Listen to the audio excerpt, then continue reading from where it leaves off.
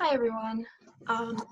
My research is focused on the factors supporting the outcomes of students with ASD here at the University of Wisconsin Oshkosh. So a little background on ASD. It is a neurodevelopmental disorder that's characterized by social and communication impairments, as well as restricted or repetitive behaviors. And core features of ASD include both deficits and strengths. The deficits tend to be more well-known and include things like social skills, daily living skills, and age-appropriate levels of independence. And the strengths tend to be less well-known and include things like attention to detail, strong memory, affinity for technology use, and original and creative thoughts. A lot of research has been done on children with ASD, but less is known to date about adult outcomes and the efficacy of adult services for those with ASD. Our research is focused on specifically students in higher education with ASD. There exists built-in services in both K through 12 and higher education. However, access to these services vary. So for example, in K through 12, access is mandated by the need. And in higher education, the student has to take initiative to get access to those services. So in K through 12, there's the built-in special education classroom, case management, IEPs, and minor status. And minor status literally means just being under the age of 18 and having someone there to advocate for you and find services for you. And in higher education, you're typically over the age of 18 and you now need to advocate for yourself and find your own services. And also in higher education, these services that you can find are different from those that are available in K through 12. So in higher education, some services that are available are extra exam time, alternate testing site, tutoring, counseling services. But again, you have to advocate for yourself and you have to find them. So the transition between K through 12 and higher education presents a services cliff.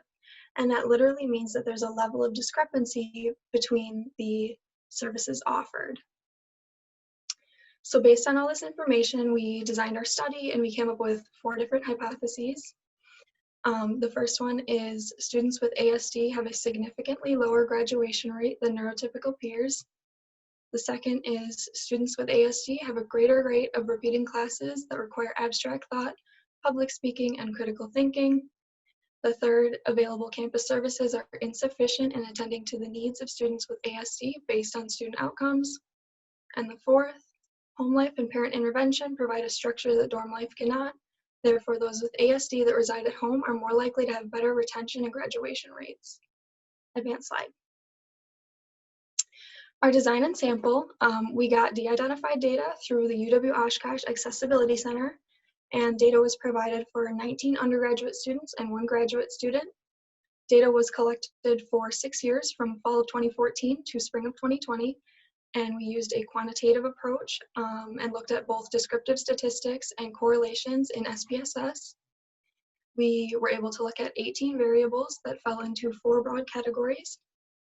They included academic success, non-academic success, like if they opened any conduct cases, demographic information, like if they were local or non-local, if the student was a transfer student, and then graduation progress. So our results, hypotheses 1 and 3, are inconclusive due to the sample size as well as lack of knowledge about either where the students went and if they continued their education or if they seeked out external supports outside of Oshkosh. And then hypotheses 2 and 4 are not supported.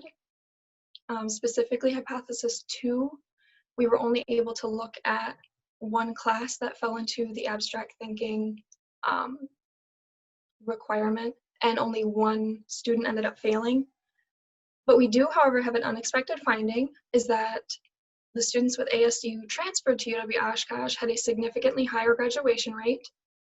It has a high correlation with a magnitude of 0.65 and a p-value of less than 0.05.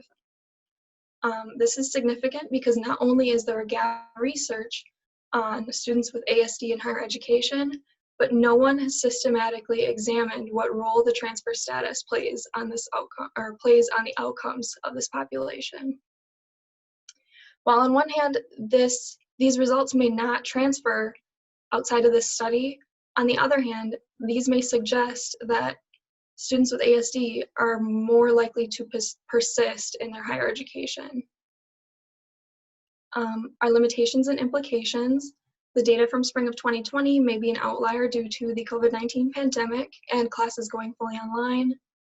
The data did not include information about seeking out services external to Oshkosh, as well as the data did not include demographic information such as age, race, gender, anything like that.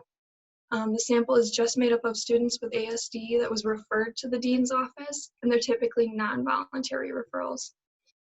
The data gathered represents a group with fewer comorbidities, conduct cases, and less need to be followed by the dean's office, which potentially indicates high-functioning ASD.